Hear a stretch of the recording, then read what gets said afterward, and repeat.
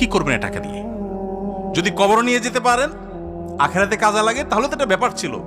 তা তো পারবেন না। আপনি বলবেন না পারলে কি হয়েছে, ছেলে মেয়ে খাবে, ছেলে মেয়ে ভোগ করবে নিশ্চিত।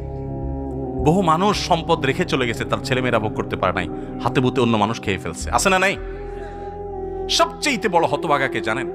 আল্লাহর জমিনে সবচেয়ে বড় দুর্ভাগা, সবচেয়ে বড় বেয়াকুব এবং নির্বোধ মানুষ হলো সে, যে যাদের জন্য চুরি করবে তারাও সে দায় নিবে না। কিয়ামতের দিন ছেলে আয়সা বলবে না, আব্বা চুরিদারি ডাকাতি 2 নম্বরই যা করছেন, ঘুষ সুদ যা খাইছেন আমাদের জন্যই তো খাইছেন, আল্লাহ আমার আব্বারা জাহান্নামে দিয়ে না, আমাদের নিয়ে যান। বলবে না ভাই, কোরআন বলেছে ইয়াউমা ইয়াফিরুল মারউ মিন আখিহি ওয়া উম্মিহি ওয়া আবিহি ওয়া সাহিবাতিহি ওয়া বানি। সন্তান বাপকে দেখে মাকে দেখে পালাবে, যে না জানি আজকে কোনো কিছুর জন্য ধরে। সবাই ইয়া নাফসি করবে। যাদের জন্য চুরি করবেন ওরাও দায় নিবে না, আপনার মতো